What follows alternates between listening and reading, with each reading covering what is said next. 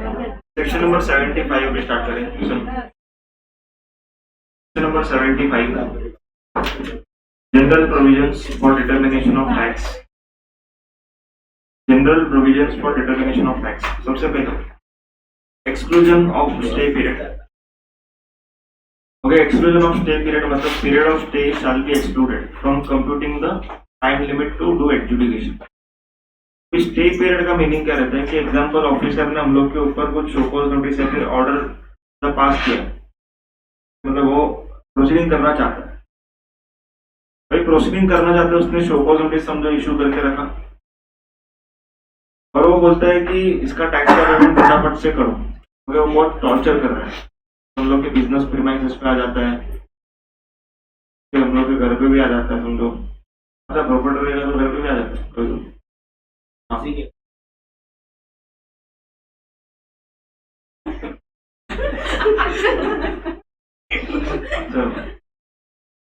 Officer ऐसा बहुत परेशान करता है, तो हम लोग क्या करते हैं, हम लोग स्टे मांगते हैं। तो स्टे मांगना मतलब कि हम लोग रिकवरी प्रोसीडिंग्स या फिर जो ऑफिसर परेशान कर रहा है, मतलब उससे हम लोग थोड़ा सा राहत मांगते हैं कि गवर्नमेंट को बोलते हैं हम लोग कि 2-3 महीने का टाइम दे दो, ताकि हम लोग क्या करेंगे सब डॉक्यूमेंट जमा कर पाए। और आप लोगों को स्टे तभी मिलता है जब भी जो केस है वो प्राइमा फेसी आपके फेवर में है।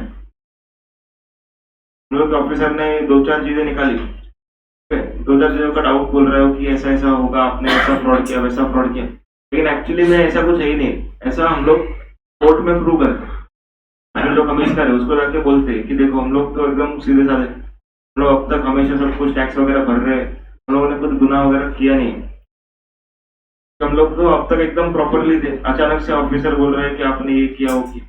ऐसे केस में हम लोग को स्टे मिलेगा। तो स्टे मिलता है तो क्या होता है, जो भी टाइम लिमिट है ये वाला, ओके, वो बढ़ जाएगा उसके। एग्जाम्पल समझो उसका टाइम लिमिट 30 सितंबर था 2026,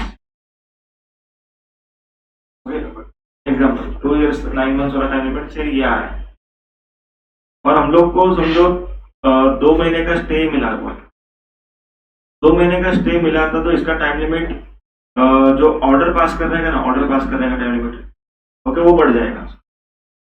तो ऑर्डर पास करने का टाइम लिमिट नॉर्मली क्या था, 31 दिसंबर 2026 अपने इस वाले केस में, और हम लोगों ने 2 महीने का स्टे लिया था, 2 महीना इसमें ऐड हो जाएगा, तो he can pass order up to 28 February 2027। तो मतलब जितना भी हम लोग को स्टे मिलता है वो टाइम पीरियड पूरा एक्सक्लूड हो जाएगा।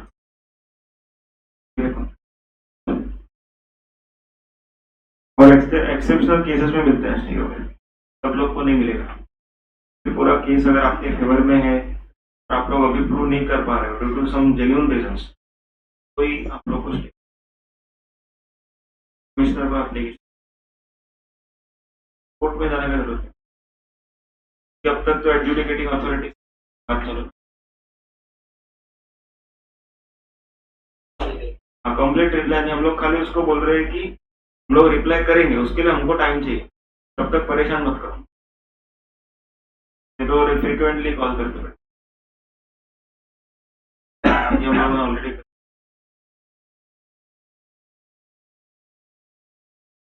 Time limit to pass order on direction of higher authority. Order shall be issued within 2 years from the date of communication of the direction, if it is required to be issued in pursuance of direction of authority or tribunal report। तो मतलब ये है कि कुछ कुछ cases में appellate authority मतलब higher authority, appeal authority हो गया या तो ट्राइब्यूनल हो गया या तो हाई कोर्ट हो गया, ये लोग बोलते हैं कि आप लोगों ने गलत ऑर्डर पास किया, तो आप लोगों ने असेसी के अगेंस्ट एक अगेंस्ट ऑर्डर पास किया, उसके फेवर में होना चाहिए केस, फिर उल्टा, तो उल्टा रहेगा तो फिर तो डिपार्टमेंट अपील वगैरह करेगा। लेकिन अगर समझो कि असेसी बेचारा इतना धक्के खा रहा है, ओके, अपील में जा रहा है ये वो, और अपील में अगर वो समझो जीत जाता है बाय चांस, फॉर एग्जाम्पल समझो केस 2018-19 का है, ओके, इसके लिए हम लोगों ने क्या किया, अपील फाइल करके रखा था, 18-19 का हम लोगों ने क्या किया था, अपील फाइल किया, और अपील में हम लोग जीत गए, एसएससी विंस। अभी ऑफिसर ने क्या करके रखा था, 1920 का 2021 का ये सब ऑर्डर उसी बेसिस पे सब बना के रखा था। ओके, अभी अपील अथॉरिटी को क्या बोलेगा, एसएससी जीत गया 1819 में, तो हम लोग का डिसीजन वुड बी फाइनल। इस मैटर पे हम लोग का डिसीजन ये रहेगा कि एसएससी जीतेगा। तो अभी अपील अथॉरिटी क्या बोलता है ऑफिसर को कि आप ऑर्डर पास करो इसके फेवर में, एसएससी के फेवर। वो ऑर्डर कितने टाइम में पास करना पड़ेगा ऑफिसर को, 2 ईयर्स, विदिन 2 ईयर्स। तो डायरेक्शन कौन दे रहा है एक बार, higher authority. Opportunity of being heard,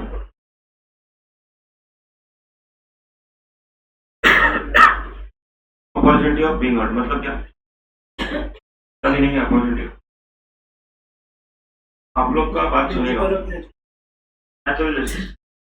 आप लोग का बात सुनेगा ऑफिसर, आप लोग को पर्सनल हियरिंग पे बुलाएगा और आपको बात करने का, एडी ऑफिसर होगी तो भी बात करने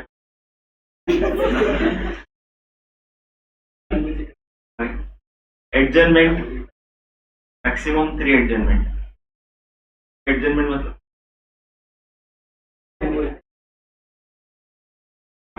हम लोग डेट को पोस्टपोन करते हैं। हम लोग आज बुलाया था मिलने को और आज हम लोग को बाहर जाना है, तो फिर हम लोग बोलेंगे 3 के बाद आएंगे, तो हम लोग एक एडजर्नमेंट मांगेंगे। समझ में आएगा भाई, अगला तारीख, मैक्सिमम हम लोग 3 अगला तारीख मांग सकते हैं।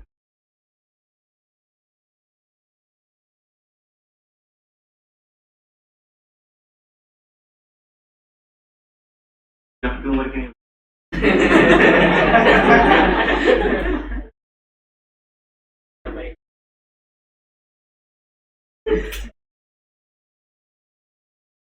वो भी चलना है।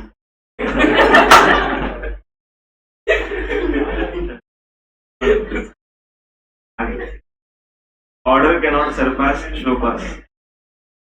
अब इसमें लिखा हुआ है कि amount of tax interest penalty demanded in order shall not be in excess of what is specified in notice। मतलब अगर नोटिस में समझो ऑफिसर ने 2 ग्राउंड लिखा था, कि बोलता है कि ये वाले ग्राउंड पे टैक्स भरो, और सेकंड ग्राउंड बोला था ये वाले ग्राउंड पे टैक्स भरो, और बाद में हम लोगों ने 2 ग्राउंड का रिप्लाई किया, ऑर्डर में तीसरा ग्राउंड नया आ गया, ऐसा नहीं आ सकता।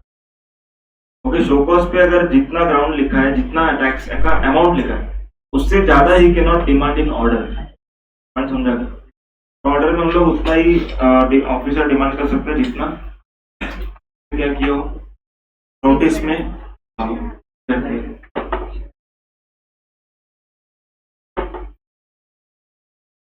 इंटरेस्ट मैंडेटरी इन नेचर, ये हम लोगों ने पढ़ा हुआ है already. Interest is mandatory in nature.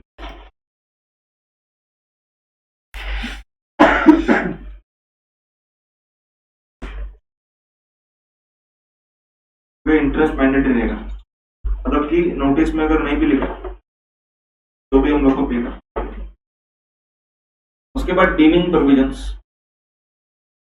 Proceedings are deemed to be concluded if adjudication order is not passed within time limit.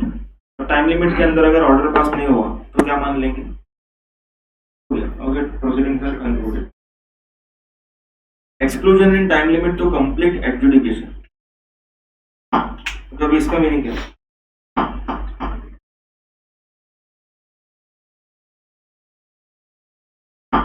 For example कोई केस है जिसमें मतलब एक ऑर्डर पास हुआ है and issue on which decision is given prejudicial to the interest of revenue. मतलब कि officer जो है उसने किसके फेवर में ऑर्डर पास किया रहेगा, एसएससी के। Prejudicial to the interest of revenue मतलब कि in the favour of SSC. Okay, SSC के फेवर में ऑर्डर पास किया, अभी अपील किसने किया रहेगा, डिपार्टमेंट। तो डिपार्टमेंट अपील में गया, ओके, हायर अथॉरिटी के पास गया। अगर समझो डिपार्टमेंट जीतता है तो आने वाले साल का सब केसेस ऑफिसर को कैसे पास करना पड़ेगा, इन द फेवर ऑफ रेवेन्यू। देखो पहला केस उसने क्या किया, एसएससी के फेवर में दे दिया, डिपार्टमेंट ऊपर गया, अपील में गया और जीत गया। तो अभी ऑफिसर आरसीसी के फेवर में ऑर्डर नहीं दे सकता सेम मैटर के लिए। डिपार्टमेंट जीत चुका है ना, तो आगे जाएगा तब भी डिपार्टमेंट जीतेगा। तो ऑफिसर क्या करेगा, अगर डिपार्टमेंट जीत चुका है तो वो लोग क्या करते हैं, जो जिस हिसाब से डिपार्टमेंट जीता उस हिसाब से ऑर्डर पास करते। समझ में आ रहा है क्या? यहाँ पर गवर्नमेंट क्या बोलते हैं, अगर डिपार्टमेंट ऊपर गया है, हायर अथॉरिटी पे गया, ओके, अपील अथॉरिटी, फिर ट्राइब्यूनल, फिर हाई कोर्ट, ऐसे हायर अथॉरिटी पे गए, तो उधर जाके जितना टाइम लगा है जीतने में वो सब टाइम एक्सक्लूड किया जाएगा। मतलब देखो यहाँ पर मीनिंग बोल रहा हूँ, डिपार्टमेंट गया था अपील अथॉरिटी के पास, ओके, उधर से हार गया तो गया ट्राइब्यूनल में, तो अथॉरिटी से लेके ट्राइब्यूनल तक का टाइम एक्सक्लूड किया जाएगा, ओके, फॉर सेकेंड ऑर्डर, मतलब सेकेंड ईयर के लिए।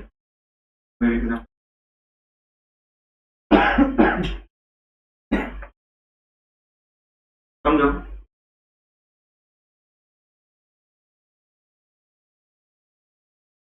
तो 18-19 का केस है,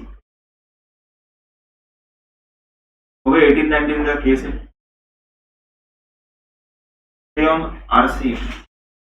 आरसीएम के ऊपर केस है।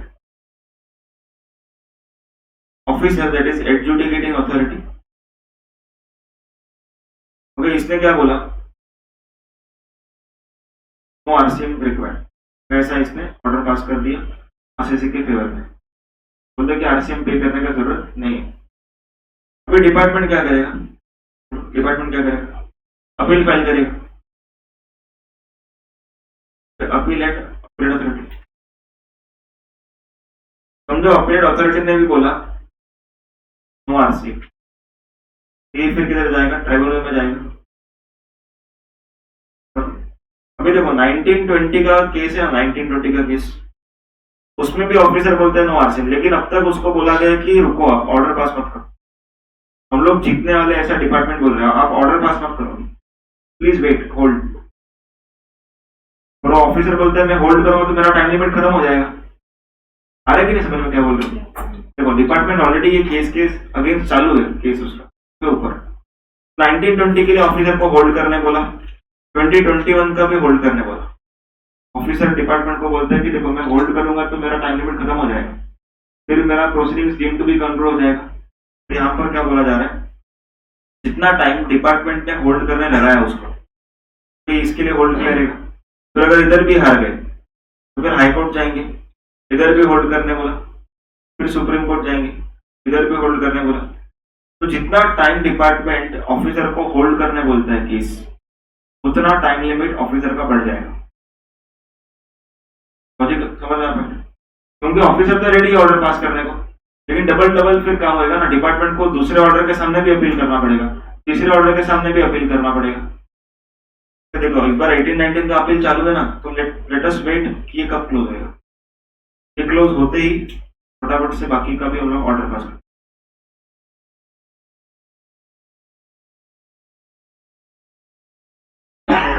डिफरेंस ग्राउंड का फिर वो पास कर।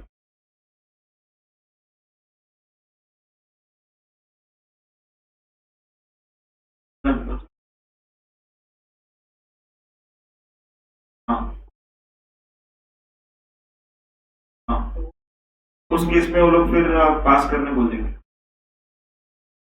दोनों का ऑर्डर पास करवा देंगे, फिर डिपार्टमेंट अपील में जा सकते, तो फिर रिवीजन पॉसिबल। तब तक समझो कि फाइनल आ गया तो रिवीजन कर देंगे फिर। और वन ग्राउंड देखो, अगर एसएससी के फेवर में तो एसएससी तो जाएगा नहीं अपील में, तो उसको रिवाइज कर लेंगे हम। नो आरसीएम बोला पर एक्चुअल में आरसीएम करके जीत गया डिपार्टमेंट, तो उस केस में फिर ऑर्डर रिवाइज हो जाएगा बाद।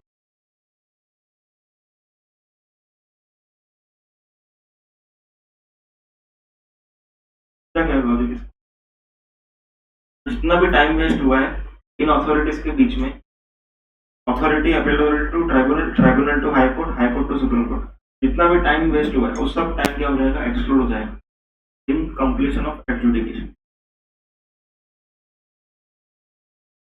उसके बाद बोलते हैं no penalty under different section if section number 73-74 is invoked.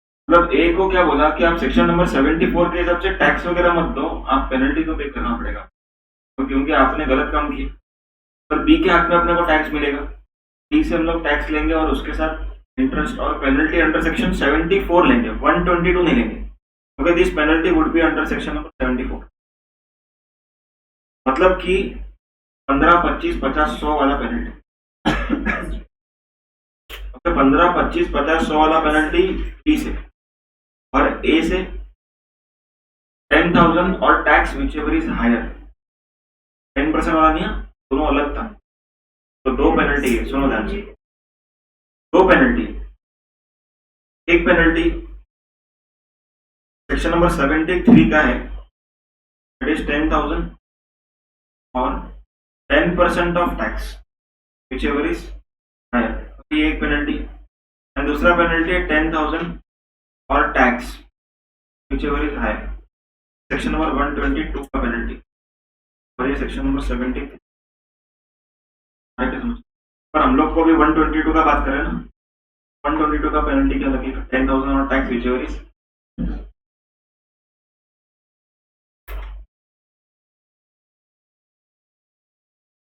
तो आईटीसी नहीं मिलेगा ना, क्यों करेगा, क्योंकि समझो फॉर एग्जांपल वो एक्सपोर्टर है, बहुत आईटीसी, अब उसको क्या चाहिए, गवर्नमेंट रिफंड देने को बहुत टाइम लगा है। काम करेंगे फटाक से हम लोग एक इनवॉइस बनाएंगे, एचटी पे करेंगे, इनको बोलेंगे आईटीसी ले और हम लोग को रिफंड, काम जल्दी हो।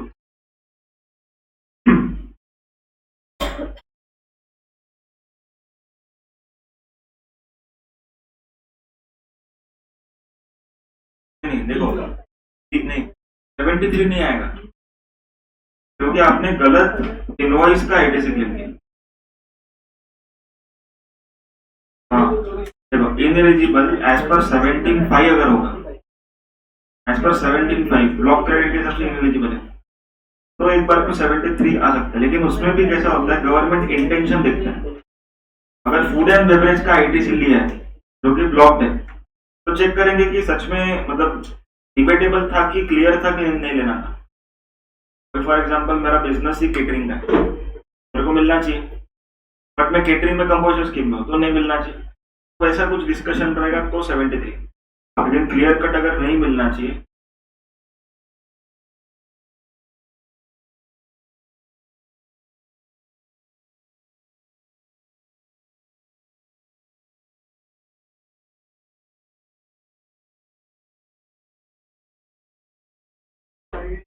बिना गुड्स भेजे आपने किया, हाँ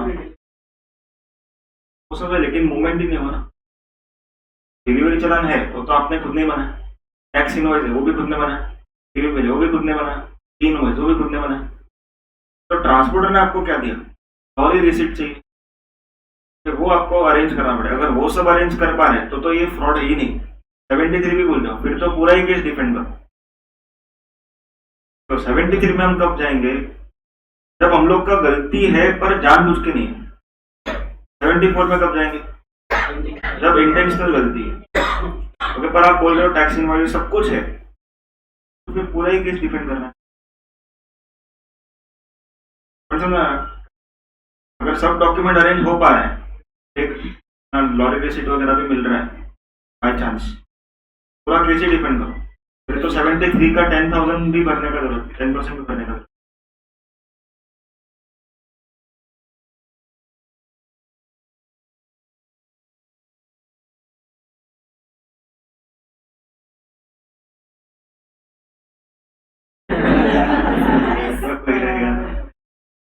आवाज आ रही है, आरबी सोसाइटी से की इधर से आ रहा है।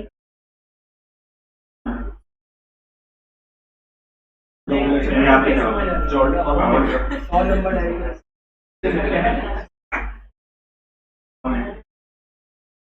पहले के इधर हाँ बस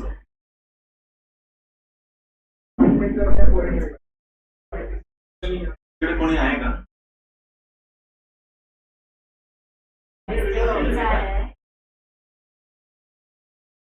कोई लगेगा।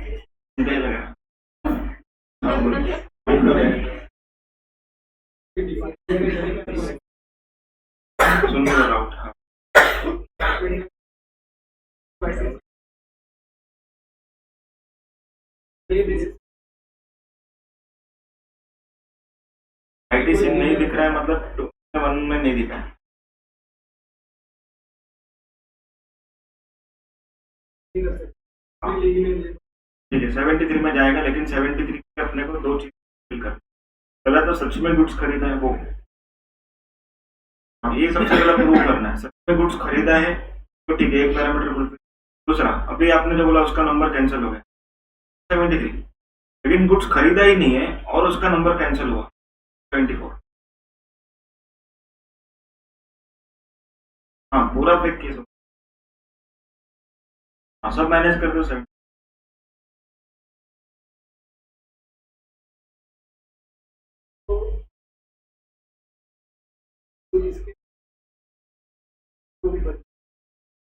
एमनेस्टी का भी कुछ वो है ना, डिस्प्यूटेड लायबिलिटी जो रहेगा, देखो इसमें कैसा है, एमनेस्टी का भी एक पॉइंट था कि फ्रॉड वाला जो केसेस है, तो जो डिपार्टमेंट निकाल रहा है फ्रॉड वाला केस, तो उसके अंदर एमनेस्टी शायद नहीं है, देखना पड़ेगा। अभी तो आया ना 74, नहीं देखो ए ने जो आईटीसी भेजा है ना उसको, तो उसका जो असेसमेंट हो रहा है इज अंडर सेक्शन 74, ए को एमनेस्टी नहीं मिलेगा, फिर तो क्या होगा, सारे फ्रॉड को लोग एमनेस्टी भी दे देंगे।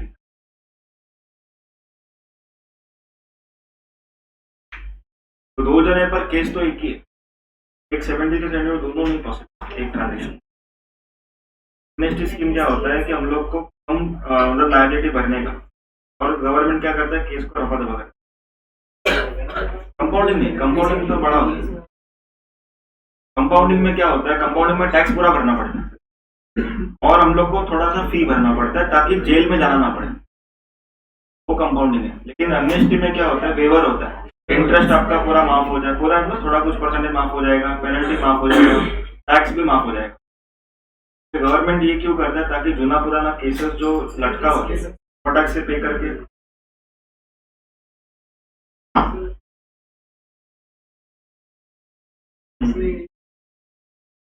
करेंगे उसके से कनेक्शन।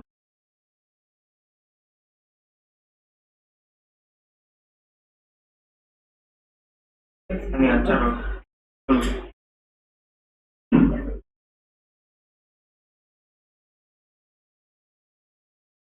सुनो भी, नेक्स्ट केस इसके अंदर ही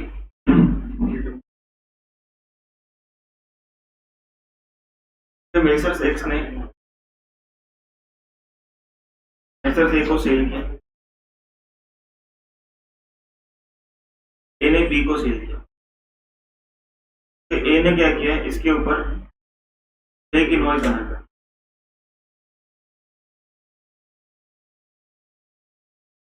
तो इसके ऊपर फेक इनवॉइस बनाया। ए ने क्या किया, वापस से फेक इनवॉइस बना के वही आईटीसी को क्या किया, पास ऑन कर दिया। बी ने उसका आईटीसी किया, ठीक है। अभी सबसे पहला चीज, सेक्शन नंबर 74 किसके अगेंस्ट,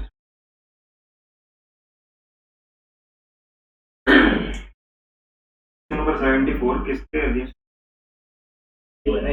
हाँ एक्स और ए दोनों ने रजिस्टर है, फेक पर है।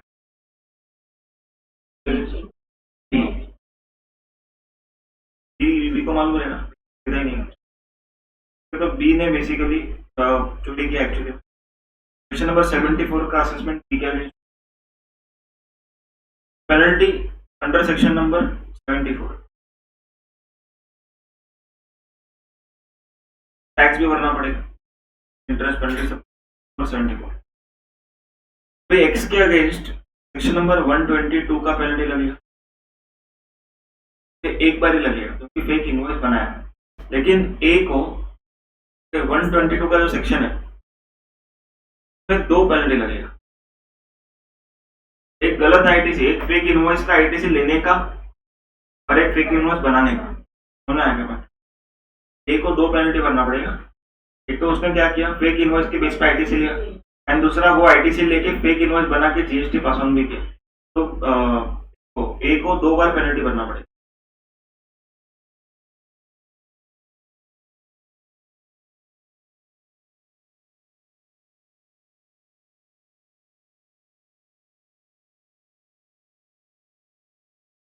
हाँ दो ऑप्शन, सेक्शन नंबर 122 का पेनल्टी है और इसका सेक्शन नंबर 122 का ही है, लेकिन इसको दो सेक्शन में पेनल्टी भरना पड़ेगा, एक रॉन्ग आईटीसी लेने का, दूसरा इनकरेक्ट इनवॉइस और इनवॉइस एंड पहले वाले का wrong invoice। समझ में आया?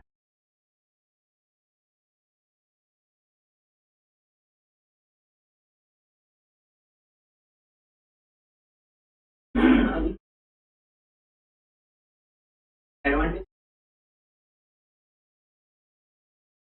वो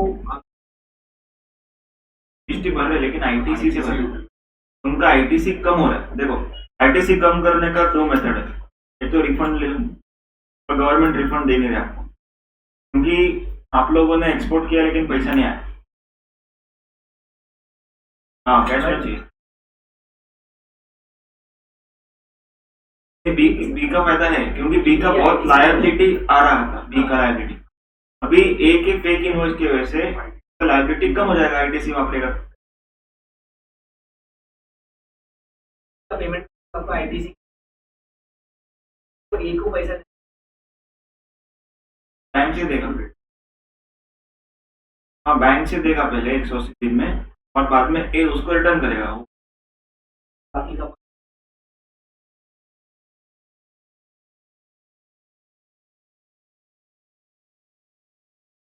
नहीं, जीएसटी का पैसा कमीशन कट कर,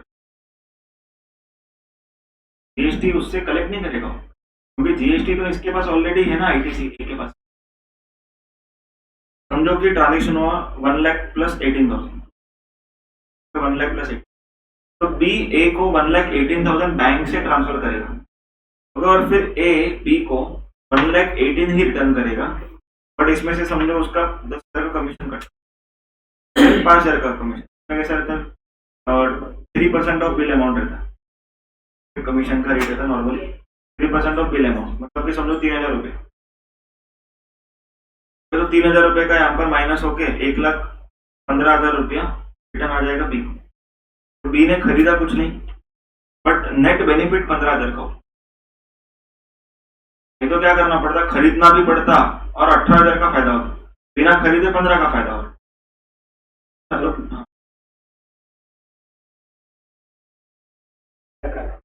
हाँ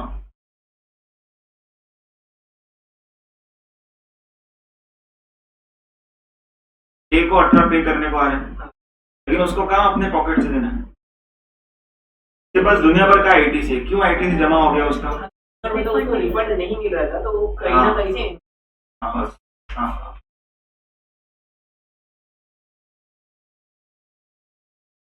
आईटीसी पास ऑन किया, गलत आईटीसी पास ऑन किया। अभी देखो बी ने ए को बैंक में डाल दिया ना पैसा, बी ने ए को बैंक में पैसा डाला, तो अभी 15,000 नेट बेनिफिट, तब बेसिकली ए को पैसा मिल रहा है ना,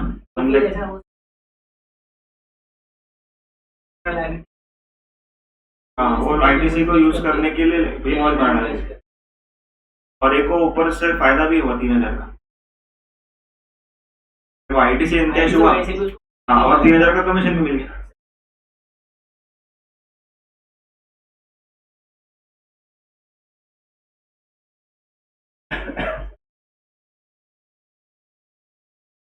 74 इसमें क्यों नहीं लग रहा है, क्योंकि टैक्स का अमाउंट इसके पास, इसके हाथ में ही नहीं। अगर ये फेक इनवॉइस का आईटीसी लिया है, सामने जीएसटी भी भर दिया उसने, अगर ये जीएसटी नहीं भरता, रॉन्ग इनवॉइस नहीं बनाता, तो सेक्शन 74 ए के ऊपर। देखो ये रॉन्ग इनवॉइस बना रहा है मतलब जीएसटी भर रहा है ना, गलत जीएसटी भर रहा है, तो फिर जीरो होगी।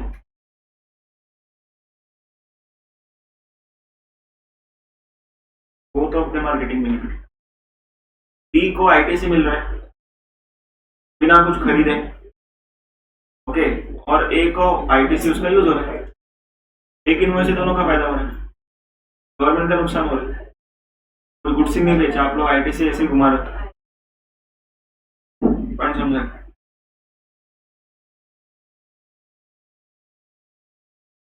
तो ये वाला क्लियर है, कभी रीड करो इसको रीड करो, रीड करो।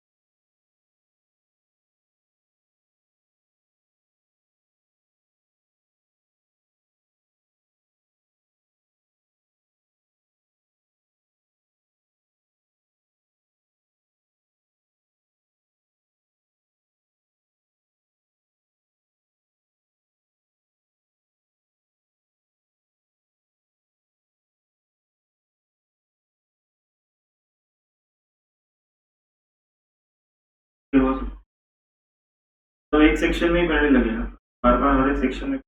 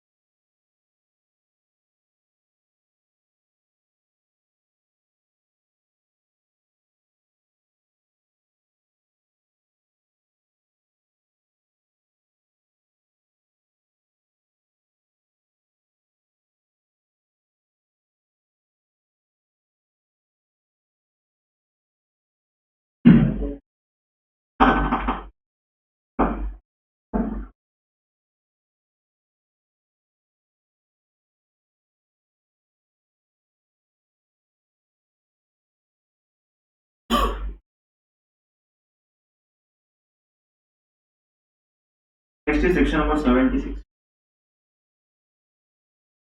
Tax collected but not paid to government. देखो अभी हम लोग यहाँ पर पढ़ेंगे कि कुछ कुछ केसेस में क्या होता है, हम लोग रिसिपेंट से टैक्स तो कलेक्ट कर लेते हैं, बट हम लोग गवर्नमेंट को पे नहीं करते, वो केसेस यहाँ पर कवर्ड है। फॉर एग्जाम्पल हम लोगों ने जब गुड्स को बेचा था, हम लोग को लग रहा था कि ये टैक्सेबल चीज है, हम लोगों ने उससे टैक्स कलेक्ट कर लिया, और बाद में जब जीएसटी भरने का बारी आया तब हम लोग को लगा कि नहीं ये तो एग्जेम्प्ट था, हम लोगों ने उससे गलती से टैक्स कलेक्ट कर लिया। तो नॉर्मली हम लोग तो खुद रख लेते, ओके, तो यहाँ पर गवर्नमेंट क्या बोलता है, खुद को रखना नहीं चाहिए था, आपको जमा करना पड़ेगा, तुरंत गवर्नमेंट को जमा करना पड़ेगा, ओके। और अगर जमा नहीं किया तो डिपार्टमेंट क्या कर सकता है, नोटिस इशू कर सकता है कभी भी। इसका कोई टाइम लिमिट नहीं है, 2 years 9 months वगैरह कुछ भी टाइम लिमिट नहीं है, एनी टाइम कभी भी शो कॉज नोटिस इशू हो सकता है। लेकिन जब भी शो कॉज नोटिस आएगा उसके 1 year के अंदर ऑर्डर पास होना चाहिए। रिसिपेंट को दे सकते हैं, लेकिन हम लोग ने खुद को रख लिया, तो रिसिपेंट को देना तो क्रेडिट नोट बनाना पड़ेगा, मतलब क्रेडिट नोट बनने का रीजन है, अगर आपने टैक्स को ज्यादा चार्ज किया तो रिटर्न कर सकते हैं, टैक्स चार्ज ही नहीं करना चाहिए था और कर लिया तो क्रेडिट नोट नहीं देंगे तो बेटर है। तो गवर्नमेंट ने क्या बोला कि जो चीज आप लोगों को कलेक्ट नहीं करना चाहिए था और आपने गलती से कलेक्ट किया तो आप लोग को जमा करना पड़ेगा। ऑप्शन है, क्रेडिट नोट दे सकते हैं, लेकिन नॉर्मली क्रेडिट नोट नहीं देते, क्योंकि टैक्स मिला है तो खुद ही रखेंगे हम लोग, मिल गया तो हम लोग खुद ही रखेंगे, वापस करेंगे।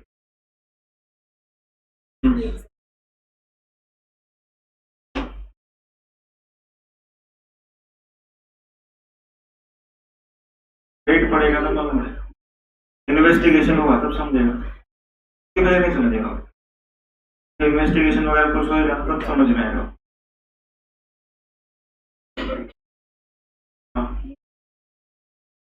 132 में नहीं, वो सब है। 132 में क्या लिखा हुआ है, ये ऑफेंस के लिए आप अरेस्ट हो सकते हो। पेनल्टी में पेनल्टी फाइन का अमाउंट है। देखो 132 का मेन काम क्या है, 132 का मेन काम क्या है कि आप लोग को कितना मतलब सजा होगा, और 122 का मेन काम है कि कितना पेनल्टी भरना पड़े। दोनों का अपना अपना काम, दोनों का अपना अपना।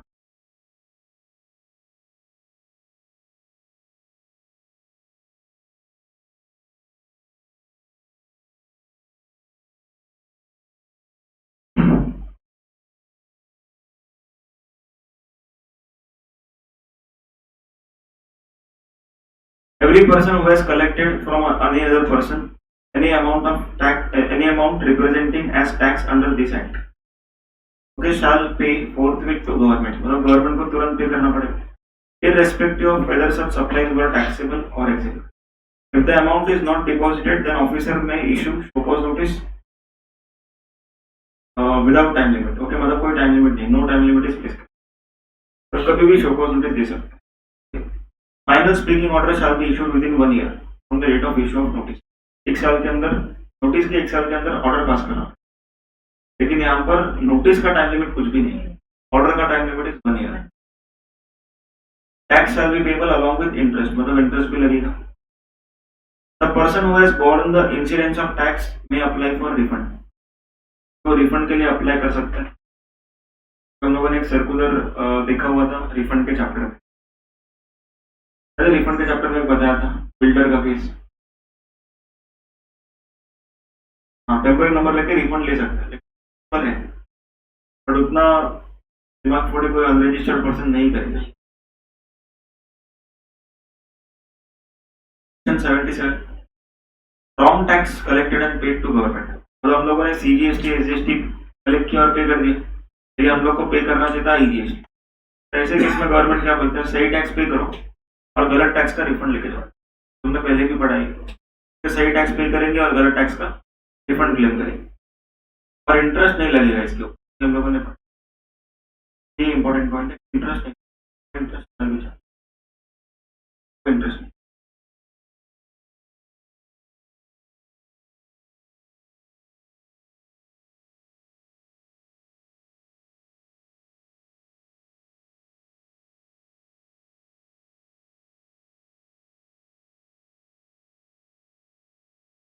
तो गलत टैक्स पे किया उसका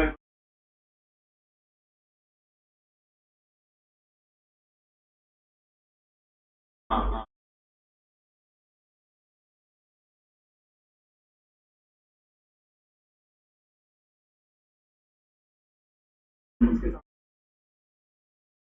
चलेगा गलत। हाँ, आपको रिफंड एप्लीकेशन करना पड़ेगा। हाँ, वो ऑर्डर के आपको उधर ऑर्डर नंबर पूछेगा जब ये अप्लाई करते हैं रिफंड को, उनसे ऑर्डर इन परसुएंस मतलब एनी ऑर्डर मतलब refund file in pursuance to order, ऐसे ऑप्शन आएगा, उसके अंदर हम लोग को ऑर्डर नंबर डालना है और फिर उधर डिस्क्रिप्शन पूछेगा कि किस रीजन की वजह से आप रिफंड क्लेम करें, रॉन्ग टैक्स पेड करके मिलेगा, ऑर्डर के अगेंस्ट मिलेगा।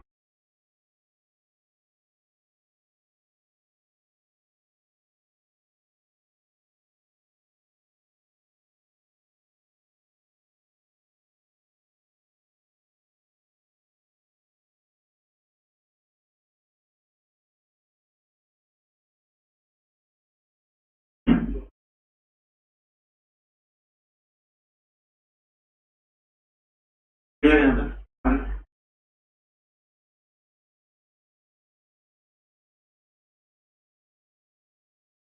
Power of recovery and recovery proceedings, section number 78 and 79। तो इसमें क्या बोलते हैं लोग, any amount payable by a person in pursuance of any order pass under this act shall be paid with in 3 months। मतलब order pass हुआ 3 महीने में आपको क्या करना पड़ेगा, टैक्स का पेमेंट करना पड़ेगा या तो अपील करना पड़ेगा, क्योंकि अपील का टाइम लिमिट भी 3 महीना रहता है। अगर हम लोग या टैक्स का पेमेंट भी नहीं करते और अपील भी फाइल नहीं करते तो ऑफिसर क्या करेगा, रिकवरी प्रोसीडिंग्स करेगा।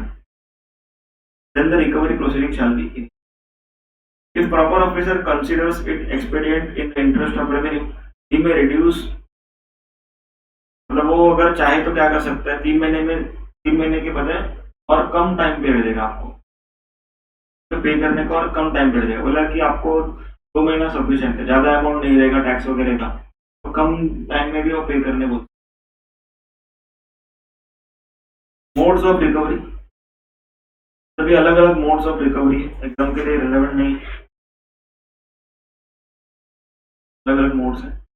पहला, reduction out of any money owing to defaulter. मतलब हम लोग को रिफंड मिलने वाला है, लेकिन हम लोग को रिफंड में से वो लोग क्या कर देंगे, डिडक्ट कर देंगे। तो हम लोग को जो पैसा उन लोग से मिलना है उसमें से कटिंग होगा, that is called as reduction out of money owing to defaulter. Retaining and selling the goods belonging to defaulter, मतलब हम लोग के यहाँ पर जो गुड्स पड़े हुए उसको बेच करके वो लोग क्या कर सकते हैं, रिकवरी कर सकते हैं। तीसरा, recovery from any other person who owes money to defaulter. मतलब गार्निशिंग प्रोसीडिंग बोलते हैं इसको।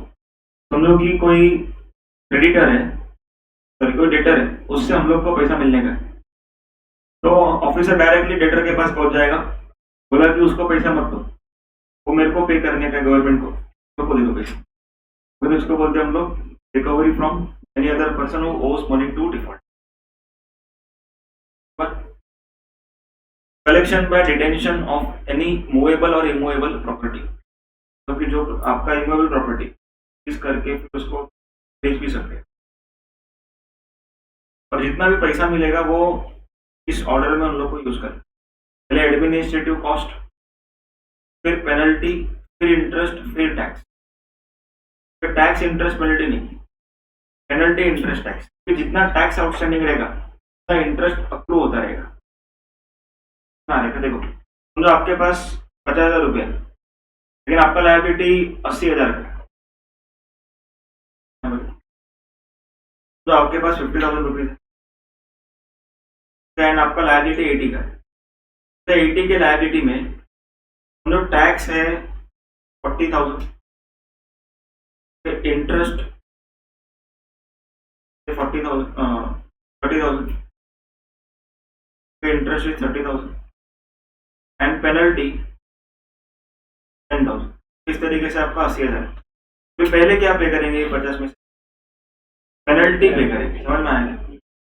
उसके बाद जो बच गया 40,000, उसमें से 30,000 का इंटरेस्ट भरेंगे और जो बच गया 10,000 का टैक्स भरेंगे। तो फाइनल अपना आउटस्टैंडिंग क्या बचेगा, क्या बचेगा आउटस्टैंडिंग, टैक्स बचेगा ना आउटस्टैंडिंग। देखो टोटल 50,000 रुपया था, ओके। इसमें से सबसे पहला हम लोग को पेनल्टी 10,000 का माइनस कर, पेनल्टी 10,000 का माइनस हो गया। अभी 40,000 बचा है पैसा और इंटरेस्ट का लायबिलिटी, तो इंटरेस्ट माइनस करेंगे हम लोग 30,000 का। अभी पैसा बचा है कि खत्म हो गया, बचा है ना 10,000, इसमें से हम लोग जो टैक्स है वो 10,000, अभी जितना बचा वो 0 हो गया।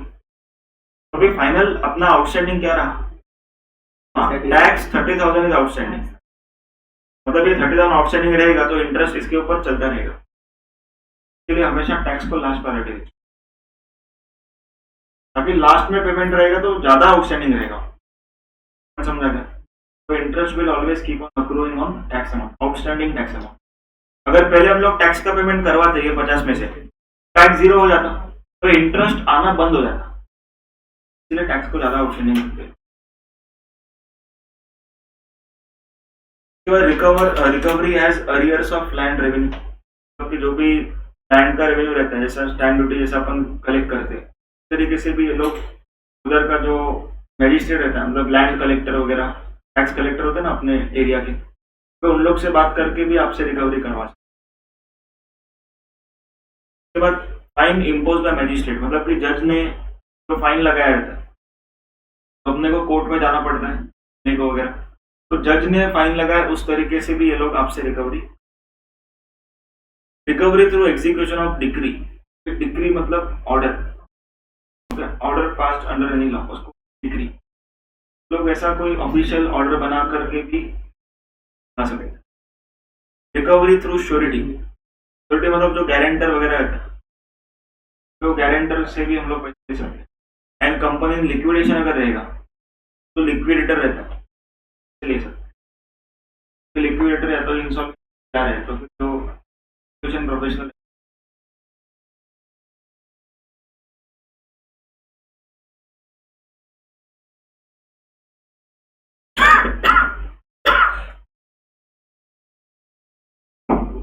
Next payment of tax in instalment.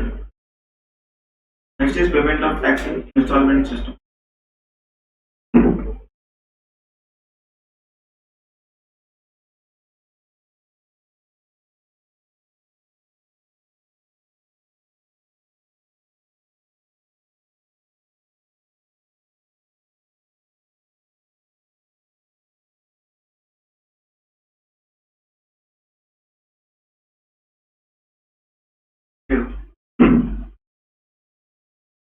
अभी यहाँ पर हम लोग सीखेंगे कि इंस्टॉलमेंट में टैक्स पेमेंट मतलब क्या है। इंस्टॉलमेंट मतलब थोड़ा थोड़ा करके पे कर सकते हैं, लेकिन थोड़ा थोड़ा करके पे करने का अगर हम लोग ने पावर सब लोग को दिया, मतलब राइट सबको दिया, आप लोग सब लोग आराम से थोड़ा थोड़ा करके, सारे लोग क्या करेंगे, टैक्स का पेमेंट एक्सेप्ट करेंगे नहीं।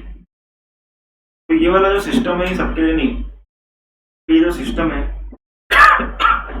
ये खाली ऑफिसर ने जो डिमांड रेस किया रहेगा उन लोगों के लिए। मतलब रिटर्न का जो ड्यूज है ना, रिटर्न का वन में आपने समझो 1 लाख रुपए दिखा, वो 1 लाख रुपए तुरंत ही भरना पड़ेगा। उसको भरने के लिए आपको ऐसा इंस्टॉलमेंट नहीं मिलेगा, समझ में। आपको इंस्टॉलमेंट कब मिलेगा, जब ऑफिसर ने आपका डिमांड निकाला है, तब हम लोग को इंस्टॉलमेंट मिलेगा। कंडीशंस भी, this section permits taxable person to make payment of amount due on installment basis not exceeding 24। तो 24 इंस्टॉलमेंट मैक्सिमम मिलेगा, 24 इंस्टॉलमेंट से ज़्यादा नहीं रहे, 24 installments maximum. Commissioner has the power to grant permission, मतलब कि अगर ये लोग परमिशन नहीं देंगे तो नहीं मिलेगा ऐसा पे, ये अपना राइट नहीं है। अगर समझो कि हम लोग का लायबिलिटी आया है 5 लाख रुपए, ऑफिसर ने कहा, हम लोग ऐसा मांग नहीं सकते कि सेक्शन 80 में लिखा है तो दे ही दो, तो ये परमिशन उसके डिस्क्रिप्शन पे समझ आएगा। वो परमिशन नहीं दे रहे हैं तो नहीं मिलेगा, तो ये हम लोग का कोई राइट नहीं है, ऑफिसर का विश है कि वो देना चाहते हैं कि नॉन एप्लीकेबिलिटी। पहला रिटर्न में अगर ड्यूज पेंडिंग है, यानी सेल्फ वर्सेस टैक्स है, तो उस केस में हम लोग यूज नहीं कर सकते, अपने को पूरा वन शॉट में भरना पड़ेगा। उसके बाद अगर हम लोग ने पहले ही डिफॉल्ट किया हुआ है, तो पहले भी हम लोगों ने डिफॉल्ट किया हुआ है, तो हम लोग को ये स्कीम नहीं मिलेगा। पहले ही डिफॉल्ट किया मतलब कि कभी भी तो ये स्कीम आपको मिला होगा कि उसमें आप लोगों ने कभी भी एक इंस्टॉलमेंट को ओवर ड्यू किया और आपके अगेंस्ट रिकवरी प्रोसीडिंग ऑलरेडी चालू ही है, ये वाला प्रोविजन का बेनिफिट हो already a defaulter under GST. Third, payment application for payment has been rejected in previous year, पिछले साल रिजेक्ट हुआ है तो करंट ईयर में नहीं मिलेगा। तो पिछले साल अगर ये रिजेक्ट हुआ है आपका application for payment of tax in installment basis, तो आप लोगों को करंट ईयर में नहीं मिलेगा। एंड लास्ट, अगर payable amount is less than 25,000, छोटा सा अमाउंट है, कर दो खत्म, तो छोटे से अमाउंट के लिए आप 24 इंस्टॉलमेंट मत लो। ये 4 केसेस में क्या हो जाएगा, हम लोग को ये स्कीम मिलेगा ही नहीं।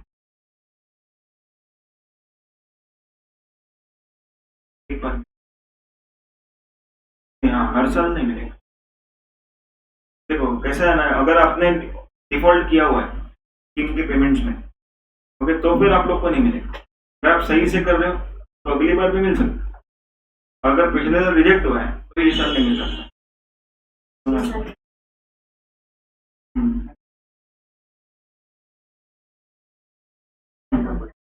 हाँ,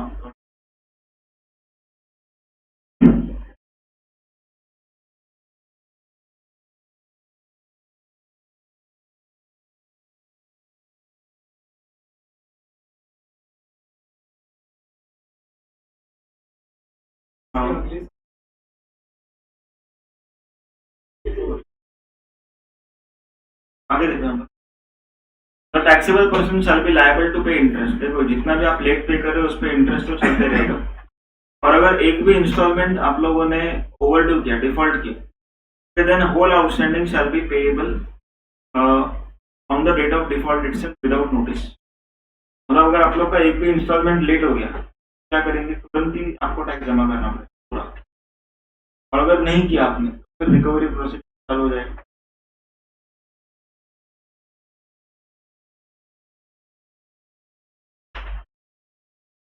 transfer of property shall be void in certain cases. तो इसका मीनिंग क्या है, ये हम लोग पढ़ेंगे बाद में, पहले इसका मीनिंग समझ लीजिए। इसका मीनिंग क्या है, तो समझो कि मेरे ऊपर इंटीमेशन आ चुका है, मेरे को पोर्टल पे दिख रहा है इंटीमेशन आया है, इंटीमेशन में लिखा हुआ है कि 30 लाख का लायबिलिटी है, एंड मेरे को मालूम भी था कि आने वाला लायबिलिटी, और इंटीमेशन में उसने लिख दिया कि 30 लाख रुपीज। अभी क्या आएगा, 30 लाख अगर पेएबल दिख रहा है मेरे को, मैं क्या करूंगा, मेरे पास जो असेट्स है, ज्वेलरी हो गया या कोई प्रॉपर्टी हो गई, मेरी प्रॉपर्टी, वो मैं बेच दूंगा, फटाफट बेचूंगा, मतलब पैसा नहीं लूंगा, मैं उसको ट्रांसफर करके रखूंगा फॉर अ लेस कंसिडरेशन, और जब ये नोटिस वगैरह सब हो जाएगा फिर मैं वापस से उससे पोजीशन ले लूंगा। यहाँ पर गवर्नमेंट क्या बोलता है, अगर आप लोग ऐसा करते हो तो वो ट्रांसफर ऑफ प्रॉपर्टी को वॉइड माना जाएगा। नॉर्मली क्या होता है, हम लोग को अगर आता है नोटिस कि आप लोग को पेएबल है, तो हम लोग क्या सोचते हैं, जितना हमारे पास अभी कम होगा चीजें, असेट्स, ओके, तो आएगा ऑफिसर, हम लोग बोलेंगे ठीक है जो है वो ले लो, कुछ मिलेगा ही नहीं उसको, इसलिए हम लोग क्या कर देंगे, उसको ट्रांसफर कर देंगे। तो भी ऑफिसर क्या बोलते हैं, जो ट्रांसफर आपने किया है फॉर लेस कंसिडरेशन, मतलब कि इनएडिक्वेट कंसिडरेशन, वो सबको हम लोग वॉइड मानेंगे, मतलब कि मानेंगे कि वो ट्रांसफर हुआ ही नहीं, वो वैसा ही था, ऐसा मानेंगे। Where a person after any amount has been due from him creates charge on or parts with property. Parts with मतलब हाँ अलग हो गया प्रॉपर्टी से, मतलब उसको बेच दिया. Belonging to him or in his possession by way of sale, mortgage. समझो कि आपका घर था, लोन फ्री था, अभी आपने क्या किया, वो घर को मॉर्गेज रख के लोन ले लिया और वो लोन को आपने बिजनेस में ऑफर दिया है, किसी को इन्वेस्टमेंट में दे दी, ताकि अभी वो घर बेचने जाएगा तो बैंक वाला क्या बोलेगा, मॉर्गेज है हमारे पास इसका प्रॉपर्टी पेपर्स है. समझ में आ रहा है पॉइंट क्या किया हम लोगों ने. हमारे पास घर था, समझो 40 लाख का घर था, लायबिलिटी भी 40 लाख का था, फिर घर बेच के वो पैसा रिकवर कर सकता था. हमने क्या किया, फटाफट हम लोगों ने घर को मॉर्गेज रखा, लोन ले लिया, लोन लेके हम लोगों ने दे दिया. ठीक हो, अभी क्या होगा, यहाँ पर ऑफिसर को ये प्रॉपर्टी मिलेगा ही नहीं. ऑफिसर क्या बोलते देखो, in favour of any person transfers in favour of any other person with the intention of defrauding the government revenue, such charge और ट्रांसफर शैल बी वाइड. जो ट्रांसफर आपने किया है उसको क्या मान लेंगे, वाइड मानेंगे, क्योंकि आपने किया ही नहीं है ऐसा. बैंक के पास रहने दो टाइटल, बैंक थोड़ी देगा. बैंक क्या बोलेगा, हम लोगों ने पैसा दिया, इसके ऊपर हमारा राइट है. ऑफिसर ऐसा नहीं बोल सकते है कि उसका टैक्स बाकी हम लोग को दो, उसका राइट नहीं, बैंक का राइट है, क्योंकि बैंक ने लोन दिया. Unless such transfer is made for adequate consideration, मतलब कि जो प्रॉपर कंसिडरेशन के साथ अगर आपने ट्रांजेक्शन किया तो वाइड नहीं मानेंगे. आपने अगर कम पैसा लिया है तो हम लोग उसको वाइड मानेंगे. और इन गुड फेथ, मतलब कि आपको मालूम नहीं था या फिर आपने सब सही किया, जनरल ट्रांजेक्शन आपको करने का ही था, without notice of pendency of proceeding, तो आपको समझाने की नोटिस आने वाला है और आपने ये सब ट्रांजेक्शन कर लिया, चलेगा. But tax to be first charge on property, पहले समझिए फिर पढ़ते हैं. इसका मीनिंग क्या है, अगर मान के चलो आपके पास कुछ असेट्स है, आपका बिजनेस बंद हो रहा है, सॉल्वेंसी में जा रहे हैं, लिक्विडेशन में जा रहे हैं, तो उस केस में क्या होता है, एक प्रॉपर ऑर्डर है, payment of tax, payment of dues का एक प्रॉपर ऑर्डर है. पहले लिक्विडेशन एक्सपेंसेस, फिर सिक्योर्ड क्रेडिटर्स, मालूम है, वर्कमैन ड्यूज ऑफ 24 मंथ्स. अभी तो प्रॉपर एक ऑर्डर है, तो वो ऑर्डर कहाँ पे लिखा हुआ है, आईबीसी में, इंसॉल्वेंसी बैंक्रप्सी में. तो वो ऑर्डर जो है सीक्वेंस, वो सीक्वेंस को ऐसे रखना है, तो वो सीक्वेंस को छोड़ के GST will be collected first. अगर समझो कि हम लोग का ये सीक्वेंस में फॉल नहीं कर रहा है, अगर इंसॉल्वेंसी बैंक्रप्सी कोर्ट ने बोल दिया कि ये सीक्वेंस है तो यही सीक्वेंस रहेगा. तो अगर कोई मैटर है जिसपे इंसॉल्वेंसी एप्लीकेबल नहीं हो रहा है तो फिर जीएसटी पहले लिया जाएगा. Notwithstanding anything contrary contained in any law for time being in force, save as otherwise provided in IBC. मतलब कि this section is overriding all the laws except IBC. Lining लिखा हुआ है, notwithstanding anything contained in contrary to any other law for time being in force, मतलब कि India में जो भी कोई लॉ लिखा है तो उसमें कुछ भी लिखा है, this section will prevail. But आगे क्या लिखा, save as otherwise provided in IBC, तो आईबीसी में अगर लिखा है तो उसको हम लोग प्रिवेल करें, मतलब कि वो ऑर्डर के हिसाब से करेगा.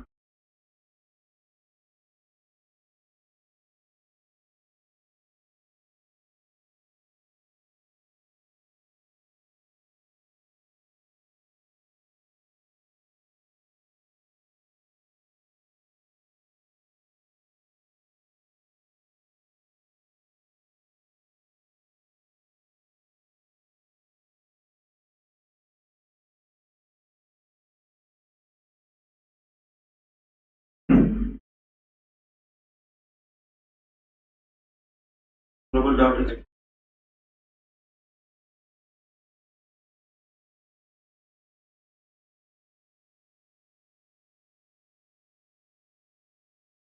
Section number 83 provisional attachment.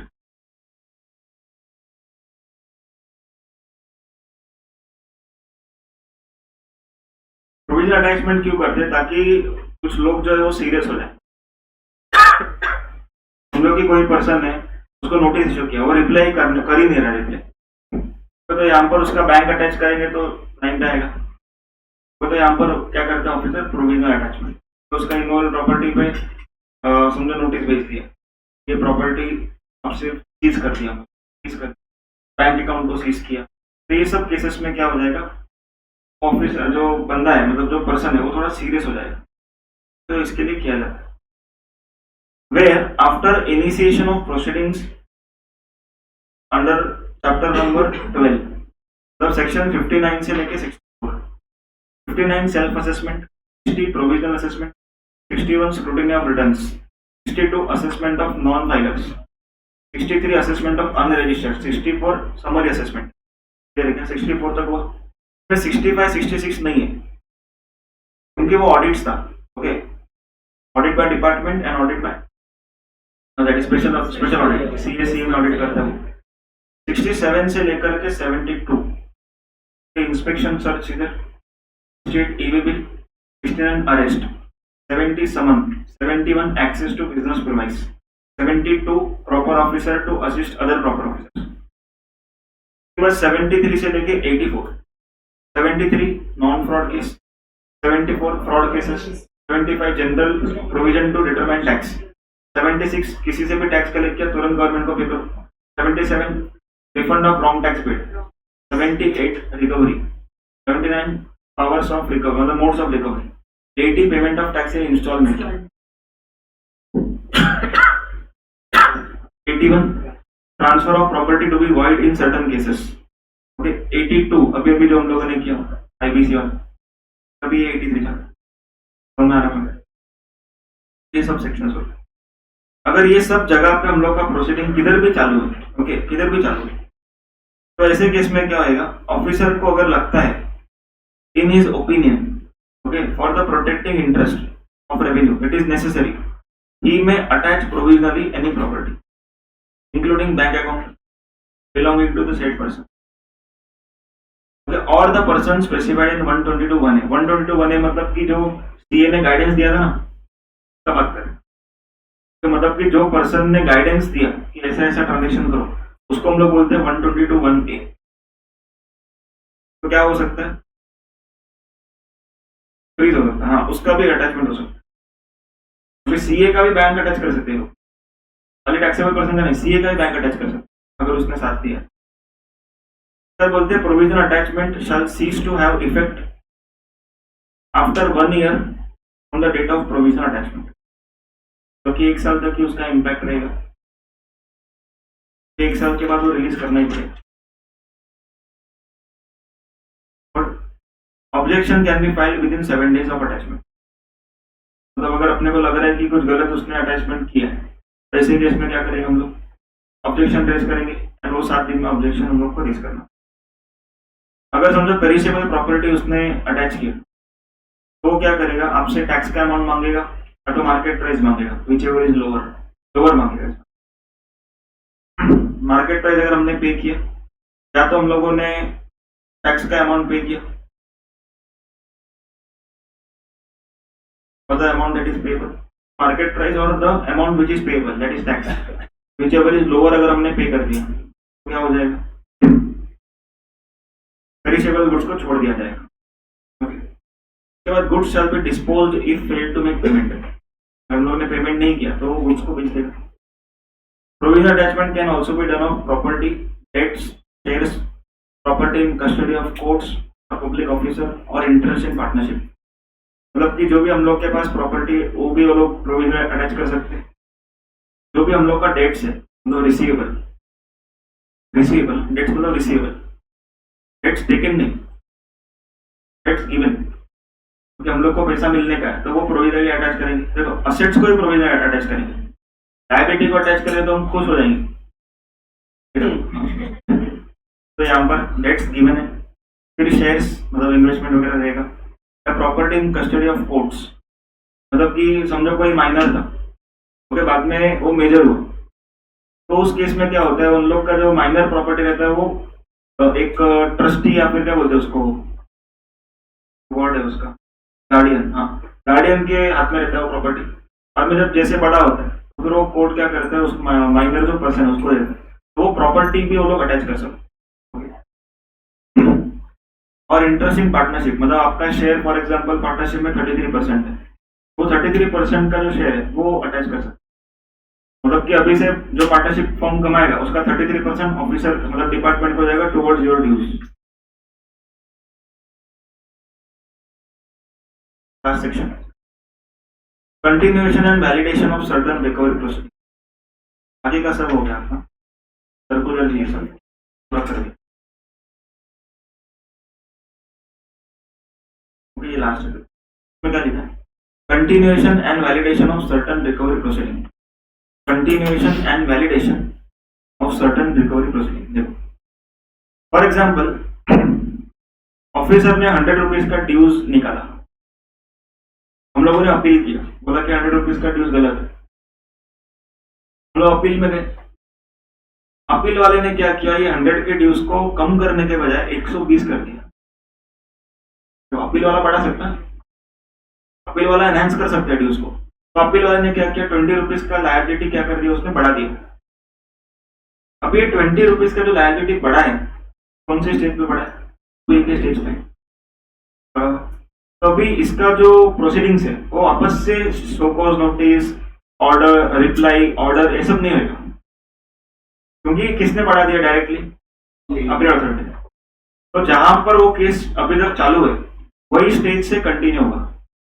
मतलब अगर एससीसी को अपील करना है तो अपील अथॉरिटी के पास नहीं आएगा, इस बार हायर अथॉरिटी पे जाएगा, कौन समझाएंगे। लेकिन इसमें क्या होगा, जो 20 रुपए का लायबिलिटी बढ़ रहा है, ऑफिसर ने उसको एक बार बताना पड़ेगा, दैट इज डिमांड नोटिस तो इशू करना पड़ेगा। डिमांड नोटिस इशू करेंगे, और अगर एससीसी को अपील करना है तो अपील अथॉरिटी के पास नहीं करेगा, क्योंकि उधर से तो आए डायरेक्टली उसके हायर अथॉरिटी पे जाएगा, मतलब जीएसटी। कौन समझो, तो जहां पर वो प्रोसीडिंग चालू है उधर से कंटिन्यूएशन होगा, इसके लिए क्या होगा, कंटिन्यूएशन एंड वैलिडेशन भी रीड करते हैं। Where the notice of demand for dues is served upon a person and where appeal is filed and the dues are enhanced in appeal, तो 100 रुपीज का ड्यूज था नॉर्मली, अपील में गया तो वो ड्यूज बढ़ गया, 120 का हो गया। और other proceedings, then the officer shall serve another notice of demand, मतलब 20 रुपए का नोटिस ऑफ डिमांड तो देना पड़ेगा। It is to be noted that in respect of enhanced dues, मतलब वो 20 रुपए के लिए proceeding may without service of fresh notice of demand be continued from the stage at which such proceeding stood immediately before disposal। Science पढ़ेंगे तो बहुत confuse है, meaning पहले समझना। मीनिंग क्या था, 20 रुपए का जो प्रोसीडिंग्स है वो एज गुड एज माना जाएगा कि पहले से ही था, अभी आपको अपील करना है उसके ऊपर, मतलब अपील अथॉरिटी के पास था, इधर से हम लोग को अपील करना है, किधर करेंगे अपील, जीएसटी, मतलब जिस स्टेज पे उन लोगों ने छोड़ा है उसके आगे जाना, वापस से घूम फिर के अपील अथॉरिटी के पास नहीं आएंगे, फिर वो वही बोलेगा कि हमने डिसाइड किया, हम लोग कोई अपील कर रहे, कौन समझा। उसके बाद reduction of dues, in case where such government dues are reduce in appeal, government dues क्या हो रहे हैं, अभी कम हो रहे हैं, appeal reduce or in appeal, revision or any other proceedings, it shall not be necessary for commissioner to serve upon taxable person fresh notice of demand। तो रिवाइज्ड डिमांड जो है वो उससे लेने के लिए वापस से नोटिस इश्यू नहीं करेगा। एग्जाम्पल, पहले 100 रुपीज का डिमांड मांगा, अभी अपील में जाके हो गया वो 80, तो अभी 80 रुपया मांगने के लिए वापस से वो डिमांड नहीं बनाएगा, तो क्या बोलेगा कि 20 रुपया कम हुआ, अपील अथॉरिटी ऑर्डर बनाएगा तो दिखेगा ना अपने को उतना पेएबल है, ऑफिसर को वो वापस से अलग से देने का जरूरत नहीं। बट खाली कमिश्नर को बताना, मतलब कमिश्नर जो है वो खाली एससीसी को इतना बता देगा कि 20 रुपए का आपका लायबिलिटी कम हो गया, 80 रुपया दो करके नहीं बोलना है, क्या बोलना है उसको, 20 रुपए का लायबिलिटी कम हो गया उतना बता दिया तो भी बस है। The commissioner shall give intimation of such reduction to him and to appropriate authority, ताकि वो लोग क्या करेंगे, जो बैलेंस ड्यूज है उसका रिकवरी करेंगे। क्योंकि 100 रुपया मांगा था, अपील किया, 20 रुपया कम हो गया, तो अभी रिकवरी कितने का होना चाहिए? 80 का होना चाहिए। तो जो अप्रोप्रिएट अथॉरिटी है रिकवरी प्रोसीडिंग वाला, उसको बताएंगे हम लोग कि अभी इससे 80 का ही रिकवरी करो, हाँ जितना बचा है उतने का। सेम कंटिन्यूशन यहाँ से हो, ओके, रिफंड वाले में कंप्लीट। सर इसके क्वेश्चन आंसर्स